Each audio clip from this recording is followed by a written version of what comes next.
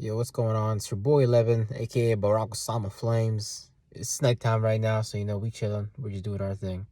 Thought I'd just come out here and quickly drop a nugget on your lap when it comes to spirituality, the astral realm, and things like that. Because a lot of people look at the thoughts and feelings of this world, especially some of the thoughts and feelings that we may be necessarily connected to on a heavy perspective, things that we need to get out of as far as conscious forms of awareness that we used to play out and we used to play it in reality. Things that we really just believe and think that are real, that are deeply embedded in us in the form of trauma and things like that.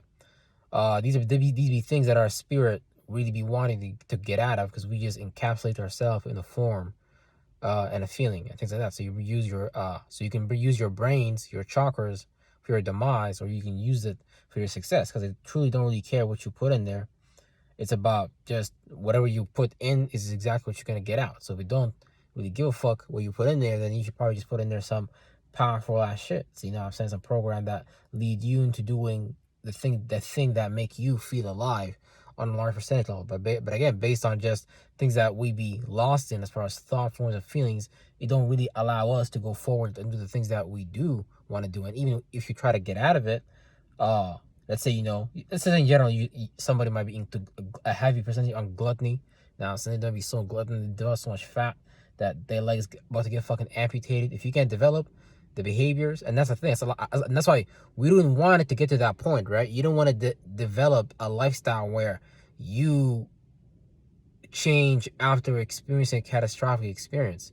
You want to be able to observe the shit ahead of time because it's the patterns of life, and when you're able to see the lines and the things and the dominoes before they fall and the effects that's going to cause and things like that, you can stop it and just nip it down before it even starts, right? Because it's just us as an observer learning how to deal with our minds.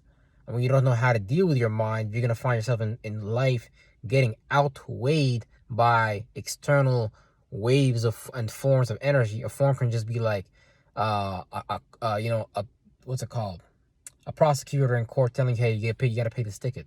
Okay, there's other options, like you might be able to talk your way out of the ticket and things like that. So they give you the forms, the options, like, here, look, in school, this is what you're gonna study. We have this for you here on the table, and beyond that, you can't be anything else in the world. If you think that, you get lost in their loans, you get lost in like all their stuff. But if you do choose to get that degree, then you have more access to their world from the perspective of their scholarships and their insurance plans and their just different things behind the scenes that allow you to play out more on their stage, because the world is a stage, right? And someone runs that stage. And if we don't know how to look at that stage as something that's like from the perspective of something, you got to create your own stage, not get lost in someone else's stage. You get lost in the world and people already be lost in themselves. So when you lost in yourself and you lost in the world and you kind of have like some type of lacking in your life, you're gonna do whatever it takes to get that energy from the world, right? So like, really, like, some people it's crazy because because on this channel we talk about how the body is the temple of God and things like that. And when you say that the body is the temple of God, certain fruits that we produce in there, we might consume of it too much and just outweigh ourselves on a scale, because we're supposed to maintain a certain level of balance even when it comes to the usages of these chakras and things like that. Because even our chakras, our brains, sometimes we overuse them, sometimes we don't use them as much. But when you overuse something, you reach a new height, like you reach a new ledge, a new marker on your journey. That's why when you're working out, you might keep track even of your plan and what you're doing, and getting bigger and certain foods that you're taking. Some people might do it more intuitively, but it depends, right?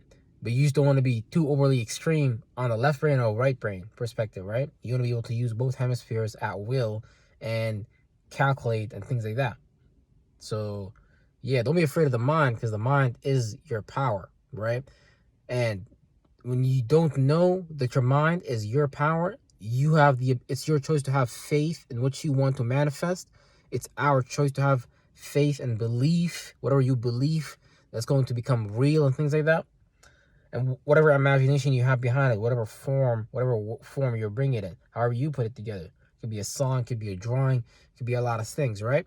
When you don't have that ability for yourself and you give that out to the world, you find yourself lacking in behind, and you gotta ask, kind of like just becoming some type of like victim, and you feel like you need to pray to something or need something outside of you, like a donut or a cookie, or some validation or whatever it is that we lack, right? And this is crazy because it's really crazy.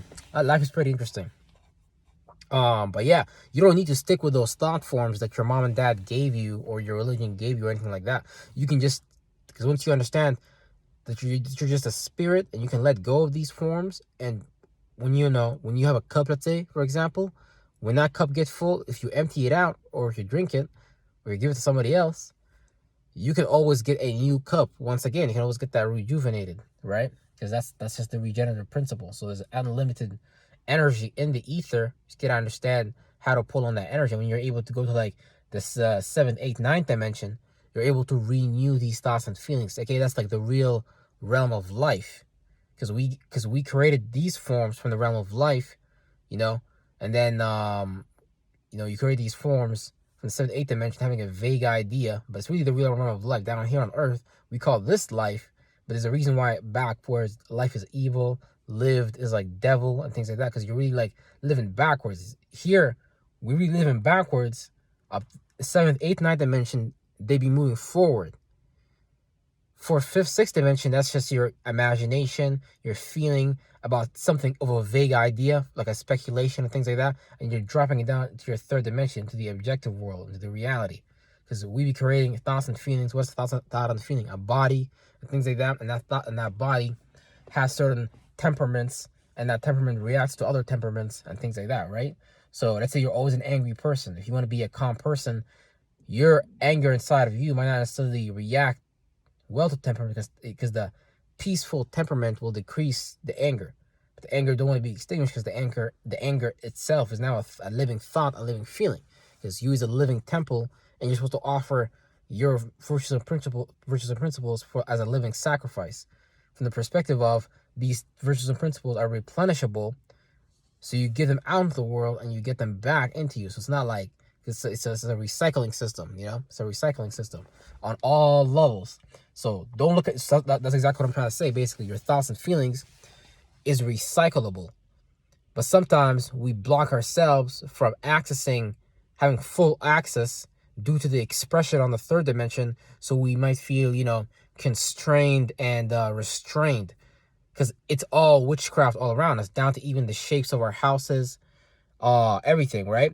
But when you understand that these are just forms and you're aware of the subconscious world, you're able to move your mind differently, because now you're not stuck in the variables that the average person is stuck into. Now you have full expression. Now you can be looked at as someone who goes beyond the linguistics of this 3rd dimensional world, because now you know how to be a way harder demon than someone else when necessary. And you make things look good. You make things look angelic, very good. Like this person is very new. Like this person is like refreshing almost, because all these things is energies we talk about. Oh, when you say, oh man, I feel refreshed, 3rd dimensionally, it might just be like drinking fresh water, cold water, with some lime or whatever you wanted. 4th, 5th, 6th dimensionally, you went to the 7th, 8th, 9th dimension, and then you came back down to the 4th, 6th dimension and you displayed a new thought and feeling on the 3rd dimension, just by you being able to have a new feeling about life. Not necessarily because for me, for example, I might have the feeling of nervousness, anxiety, worry, doubt, fear, self-deception, you're not good enough, things like that. But that's a feeling that I carry, right? But if I recycle that feeling, let it go, I can go bring a new feeling, 7th, 8th, 9th dimension, about an imagination in this 4th, 5th, 6th dimension, my left and right brain, and things like that. All those are left and right brain chakras, by the way. Because this whole body is a temple of God. That's what I'm talking about. Whole body is a temple of God. So these are just different points that connect together that produce certain results. And sometimes we're good at connecting certain points. Sometimes we're not good at connecting other points, because we all have a certain relative positioning, and based on our experiences, based on our energy imprint, that's going to put us in a particular space, right? But all those energies you experience around you is spectrums of spaces. Like air is a spectrum. Like for example, whenever you're able to breathe in a lot of air through your lungs. You're dealing with the Gemini virtual principle, and that help you organize breathing. I help you blow over internally, all logic mentally to clear your mind and be able to. It's like, like that's the thing. Now this version of it here would be kind of like speculative mysticism, because I can draw it out externally as a sea with too many birds in it, so you can't see the sky clearly, and look at the colors of the blue or whatever in the morning or whatever. But that would be like me saying, because what are birds? Birds just represent wings, flying, mentally, being able to produce logic. Animals of the air, they represent air, logic, communication, the things that dwell in the air, the animals of the air. So the Bible was talking about too. And the animals of the land. All these things have different meanings. If you understand the monad, if you understand the 360, if you understand how we created this flesh, how things derived based on, things being aware in a certain space and developing features to, use that space, then you start to understand how biology developed, how beings developed, how organisms developed, and what it goes deep. But there's a lot of things that go into this knowledge and things like that. But again, that's what I'm saying. We be so lost into this world, we don't know how to get out of this mind and create a new mind and observe things from a new level. Because that's what you're doing. You creating a mental language to interact with the world. Don't let the world create the mental language for you to interact with the world. You create your own mental language to use to interact with the world. Because you should understand this from your own relative positioning, and you should not get lost in someone else's maze. Because look, the same way you're lost, or I'm lost, I used to be lost, still lost to learning a little bit. All that good stuff, because you're always learning, right? I get lost, and we all get lost in the sigil that other occultists, other magicians create, their signature behind God energy and shit like that. So Christianity is like a signature. What is a signature? A wave form of awareness, a conscious energy. It's like the same way people get into certain emotions, and your body and your heart, you can be recorded on a machine, and that wave can be captured as far as like a range, like a bandwidth. That's the same thing we be doing with when you make your signature. Like when you're rapping, you're creating a signature wave of energy, a feeling. That feeling used to go static, used to vibrate, and however that feeling move, you begin to capture that feeling in logic.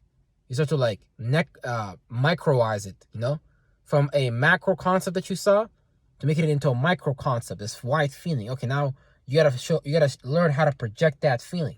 That's when you be making comics, manga, anime, all these different things just derive from the same things that we all observe from our own relative position, but we all observe the factors that make up this reality, the periodic table that make up this reality just differently, and we just give it different names. So we all just observing the same thing, we just give it just different names. And it doesn't go any further than that. Barack Osama Flames, bitch. What's up, nigga? Harder alchemist than Muhammad, nigga. That's right.